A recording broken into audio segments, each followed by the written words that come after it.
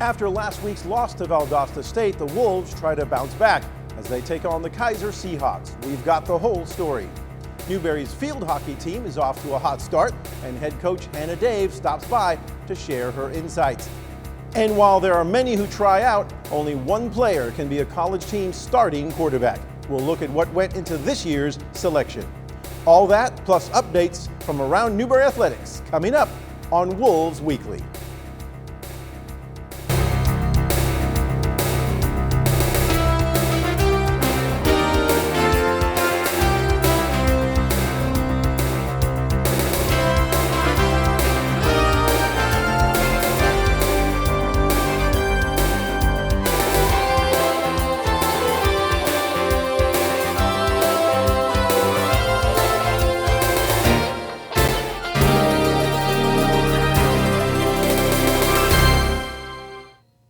From the Langford Center studios at Newberry College, this is Wolves Weekly. I'm Al Della Chica.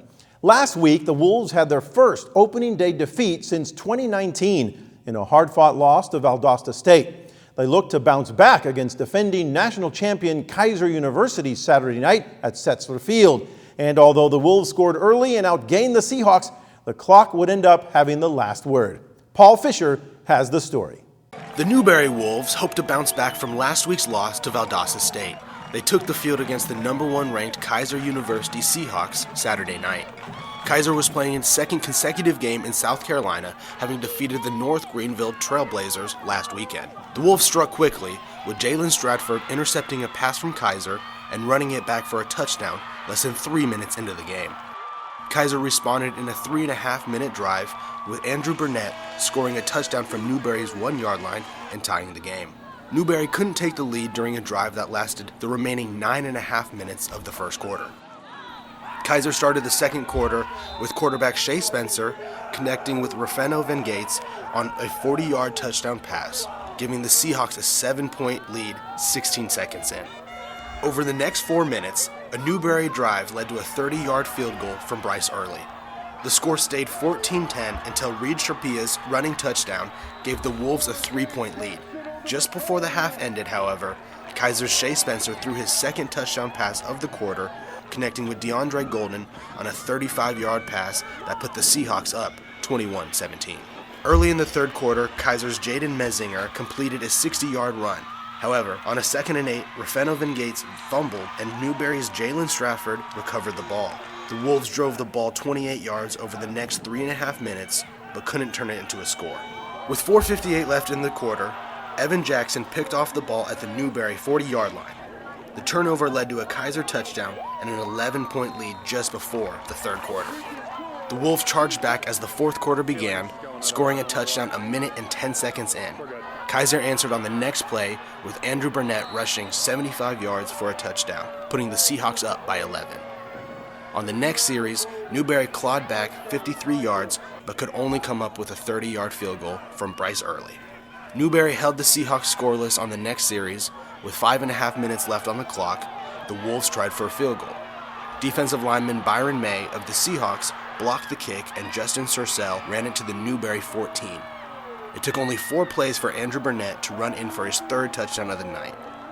Despite trailing Newberry in total yards and passing yards, Kaiser's offense ground out more rushing yards throughout the night and converted these drives into scores. With a minute left in the game, Newberry started a drive from its own 9-yard line. Passing and rushing down the field, in the game's final seconds, Reed Shapira rushed for a 13-yard touchdown score, but the clock ran out before the extra point attempt could be tried. With his 42-33 defeat of the Wolves, Kaiser gets its second win of the season and its second win over a Division II team. Newberry posts its second loss of the season. The Wolves head to Tennessee next weekend to face the Tusculum Pioneers. I'm Paul C. Fisher, NCTV Sports. And so time runs out on the Wolves' comeback with a final score of 42-33. This was the third time the Wolves have faced a defending national champion during Todd Knight's time as head coach, and this is the first loss among those 3 games. Quarterback Reed Sharpia, who came off the bench in the second quarter, completed 15 of 28 passes for 226 yards and ran in 2 touchdowns. Now, next weekend, the Wolves head to Tusculum to begin their South Atlantic Conference season, and we'll have more on that later in the program. And before we get to that, as game analyst in the booth on Saturday night, we get the chance to speak to Coach Knight after the game, and obviously he was very upset with one major thing, and that was, after a very clean game last week against Valdosta State, maybe 4 or 5 penalties at that, this week was totally a different thing. More than 10 penalties. We had, I believe, almost 9 personal foul, 15-yard penalties going against primarily the defensive unit of the Wolves, but it kind of spanned offense and defense as well. And the main thing that happened there, of course, Coach was not too happy about that. He said, we're going to clean it up, that's for sure. But the main thing with that one, of course, is that it allowed several drives from Kaiser to keep going, and ultimately they did score points off of those. There were at least 2 fourth-down punting situations where a personal foul negated the punt, and then they were able to keep it going. But Reed Sharpia also did a fantastic job coming in and over Zay Whiteside in the second quarter. So coming up, field hockey head coach Hannah Dave will be with us when Wolves Weekly continues in a moment.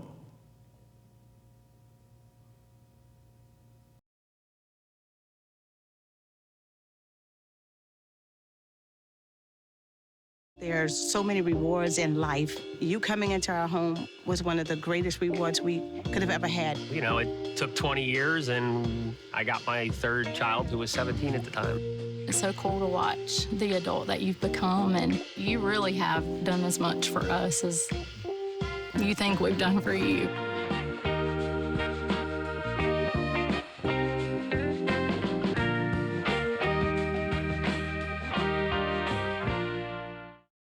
Hi, I'm Smokey Bear, and I made an assistant to help you out, because only you can prevent wildfires. Hey, Assistant Smokey Bear. Call me Papa Bear, because I'm grilling up dinner. Do you get it? Yes, good job. So, what should I do with all these coals? Don't just toss them out. Put them in a metal container because those embers can start a wildfire. I understand. The stakes are high. Ha, ha, ha, ha. See, Smokey thinks I'm funny. When I was 10, my mom got deported. We had a difficult time, and I feel that's why I didn't get to finish school. My husband is really supportive in a way that he pushed me to go back to school. She wants to have a career so her kids can look up to her. They both keep me motivated to go to school, and they see that if I do it, they can do it too, I feel that everything's possible. Find free adult education classes near you at finishyourdiploma.org. Hi, I'm your retirement fear, but don't be scared. You're still in pre-retirement. Does that mean I have more time to plan? Precisely. Here, this is pretirement.org. Retirement savings options? Potential tax breaks. Ooh. This isn't scary. I'm doing it. You got this. Visit thisispretirement.org for free resources to help you customize your action plan.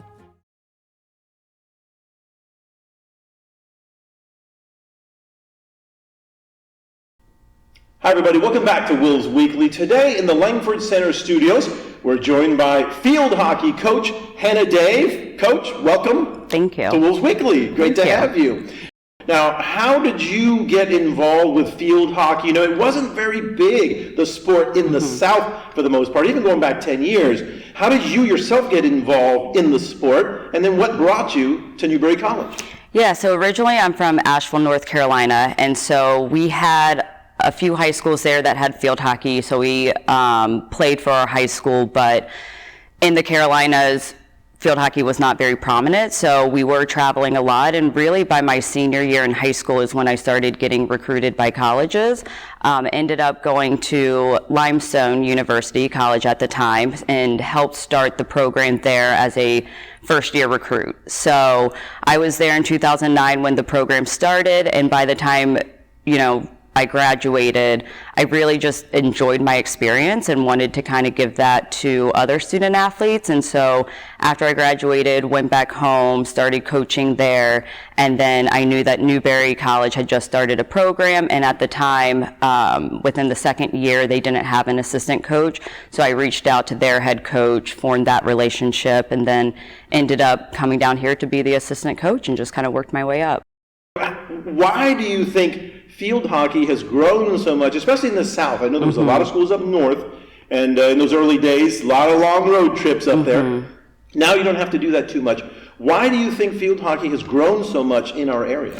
Yeah, I think that field hockey is such a great sport, and I think we have a lot of people within the field hockey community that want to see it grow in the United States, and especially at the Division II level. And I give my coaches at Limestone, who started the program, and that school, a lot of credit for helping pioneer the sport within the conference. And so they knew that once they added the sport, their mission was to help grow the sport in the conference and help it become a competitive level down in the South. And so, I give a lot of credit to Limestone, who, like I said, helped pioneer that, and, all the alumni who stayed in the Carolinas to help keep coaching the sport, help keeping it grow. And, I think Division II is the smallest division we have, and so we have a lot of coaches in the division who really want to see it be successful and keep growing, and I think that that's really helped in terms of, keeping the interest alive. You mentioned high school programs.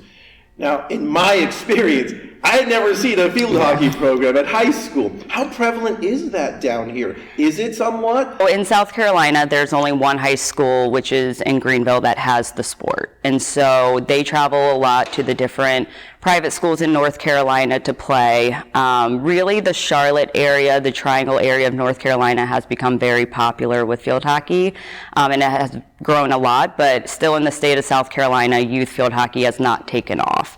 So in terms of recruiting and traveling, we still get out of the Carolinas to go do all of that. In terms of our travel in season, the Pennsylvania schools are in our region, and so we do still have to compete against those schools. So this year we will be going up to Slippery Rock and returning the game that they came to us last year, and then also playing Mansfield as well. So those teams we're still having to travel to compete against. All right, so still a little ways to go, but it's going pretty good so far. So I want to thank Coach Dave, and we'll catch you in the next segment.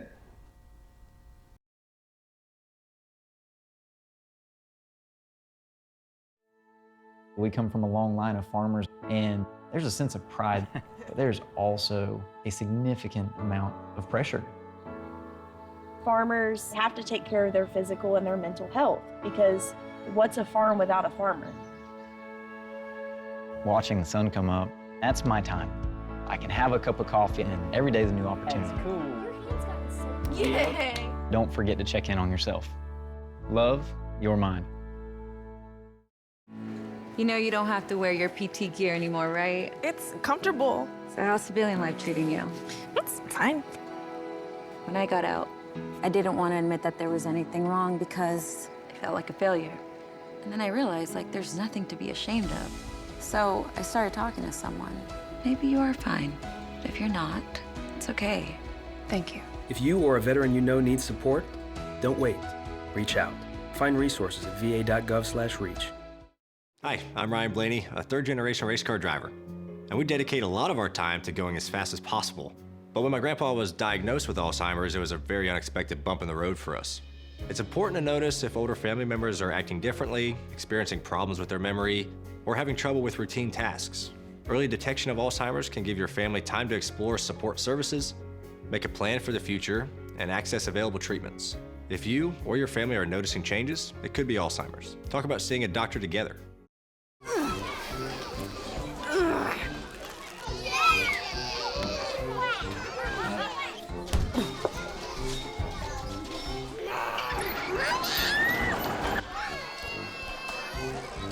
If you love them enough to crawl into a play place to get them to come down,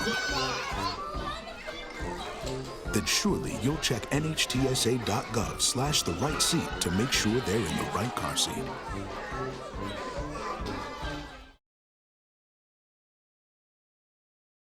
NCTV, Newberry.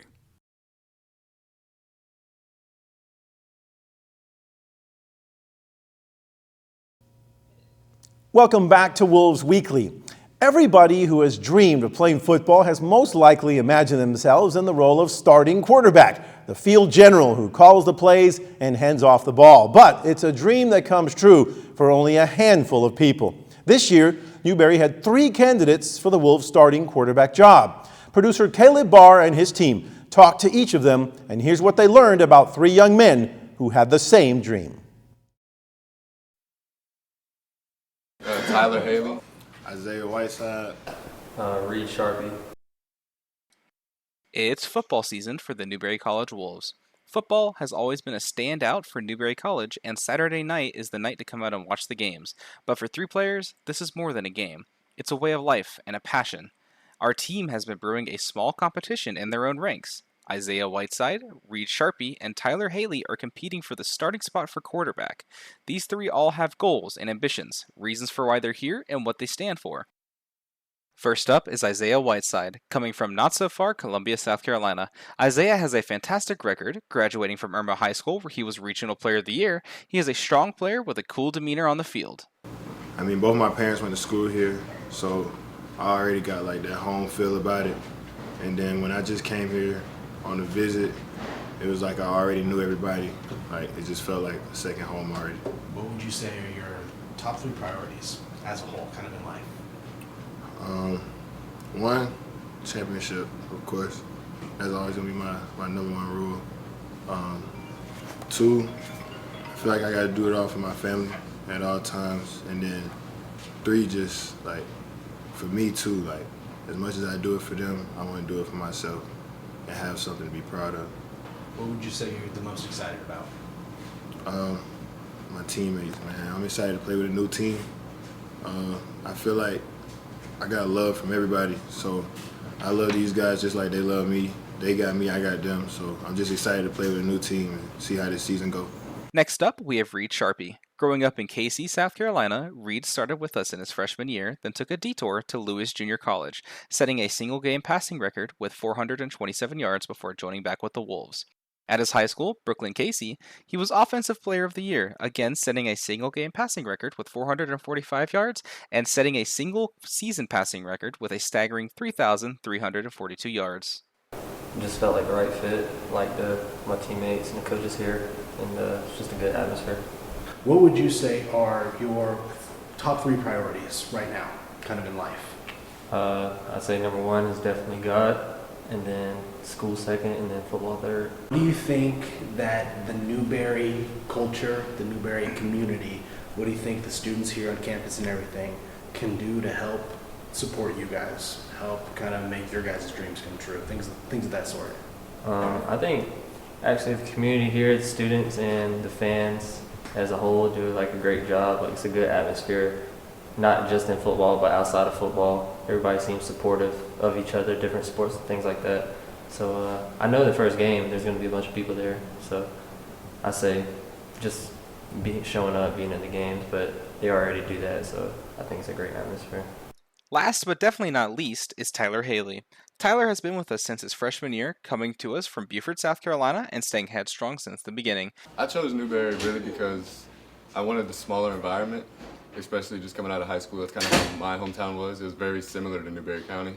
So honestly, that was a big deciding factor in it. But once I came here on my visit, I kind of fell in love with it. I only had 2 offers coming out of high school, so it was either here or Benedict College, and I kind of fell in love with Newberry, so yeah. What would you say are probably your top 3 priorities in life right now? #1, obviously, I want to take care of my family. I want to do everything I can to make sure they're good.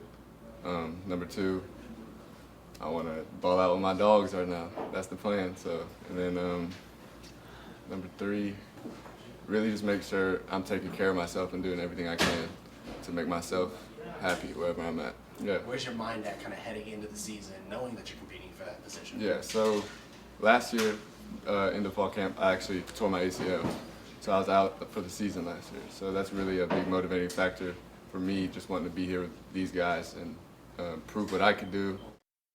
Last week, the Wolves took on Valdosta State for their first game. losing with a competitive 14-27 score. But as of this game, Isaiah Whiteside was chosen to be the starting quarterback for Newberry College. What will the other two have in store for us? We yet to tell, but what we do know is that these players will crush this season. For Wolves Weekly, I am Caleb Barr. Isaiah Whiteside led the Wolves during the season opener against Valdosta State on September 7th. But in Saturday's game against Kaiser, Reed Sharpia came off the bench to relieve Whiteside in the second quarter. Sharpia ended up passing for the 226 yards, and if that wasn't enough, he also ran in 2 touchdowns, including the touchdown at the end of regulation. There's no doubt more to come in the stories of these young men. Wolves Weekly will continue in a moment. Life's daily battles are not meant to be fought alone. We're not powerless, so long as we don't lose sight of what's important. Don't be afraid to seize that moment to talk to your friends. Cloud, you okay? Because checking in on a friend can create a safe space.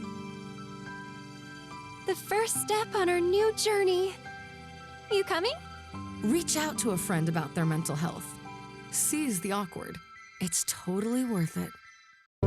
My biggest fear in the middle of my addiction was that I would never be able to get over it and that my kids wouldn't have a father. I started thinking, you know what? This isn't my story. For the longest time, fear held me back from ultimately being who I wanted to. I had to become a better man to be a better father. It's important to me that my kids are empowered and truly believe that if they can think it, they can do it.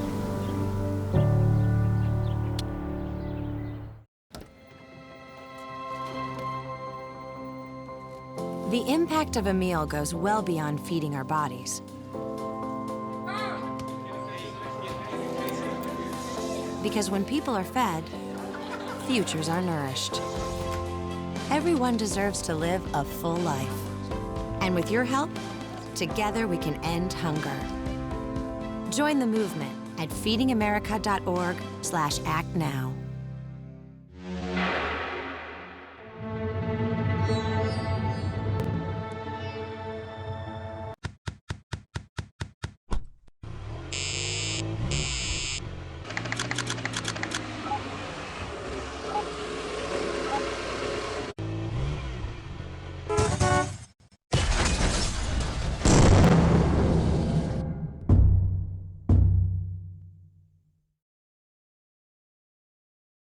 Welcome back to Wolves Weekly. I'm Al Della Chica with Johnny Felder. And let's take a look at some of the other games featuring Newberry College teams in action over the past week.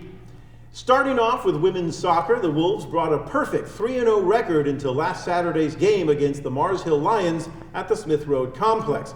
They were looking to start their season 4-0 for the first time ever, and they did not come away with the win. However, they did not lose either. The two teams played to a 0-0 tie after 90 minutes, with the Wolves taking 9 shots while the Lions matched that at 9 as well. A double shootout ended up with the two teams scoring no goals for the game. However, this was the 4th straight game that the women's soccer team has not allowed a goal.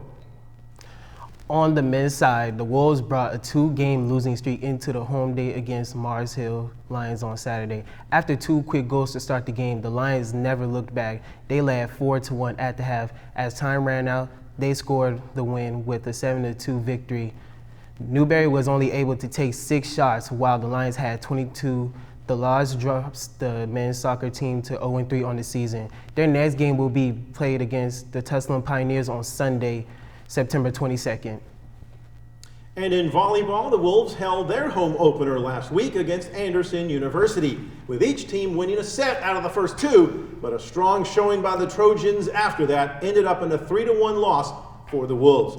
The loss evens the record for the Wolves at 2-2 on the season. Up next is a date against conference rivals Lenore-Rhine this week. And finally, the women's rugby team started their season with 3 games last Saturday. In Game 1, the Wolves were on the short side of the scoreboard against Emory and Henry, losing 22-12. In the second game, they lost to the UNC Tar Heels 22-10. But they ended up on a high note as the Wolves notched their first win against the Ellen University with a decisive 26-5 victory. Also remind you to stay up to date with all those scores and highlights during the week at NewberryWolves.com. There you can find all the latest news about your favorite teams, read about student athletes of the week, find full season schedules, and learn to get game tickets and official merchandise, and find out how to support the Newberry Wolves. All that and more is at NewberryWolves.com. And next week, the Newberry Wolves football team hits the road, playing the season's first conference game and the first away game as they head to Greenville, Tennessee to take on the Tusculum Pioneers this Saturday. The Wolves have a 13-11 record, Johnny, against Tusculum. Their last matchup was in September 2021 when Newberry posted a 24-19 win over the Pioneers. And you know, Coach Knight, he was saying that he knew this was going to be a tough start to the season, taking on two national champions, either defending in Kaiser or recently in Valdosta State. And he said, kind of a little funny thing, but he said, you know, maybe it's about time we need to get to our conference schedule because we know those guys a lot. And they're going against a team that they've actually had recent success against, the Tusculum Pioneers. Yes, that's right. So currently the Wolves are on a 3-game winning streak against the Pioneers as they take on the Pioneers again in Tennessee on September 21st, this coming Saturday, that's right. Coming Saturday, September 21st. And pretty much, will it be for against the Pioneers? We hope so. And they haven't played in the last 3 years because of the difference of the Mountain and the Piedmont divisions. But this time, we will be traveling up there, and we'll have that game call for you right here on Flow Sports as well. That's all for this week's Wolves Weekly. I'm Al Della Chica. And I am Johnny Felder. And we invite you to stay tuned. Thanks for watching, and be sure to join us next week for more Wolves Weekly.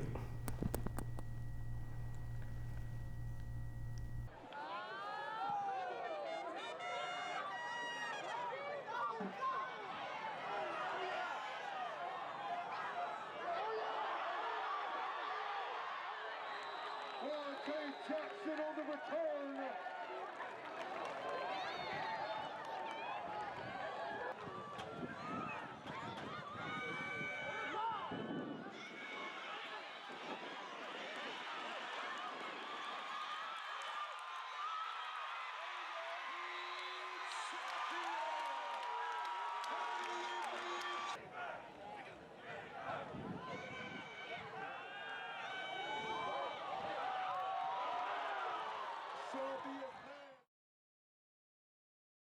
Meet the names behind the highlights when you watch Wolves Weekly. Available on Flow Sports and produced by NCTV Newberry.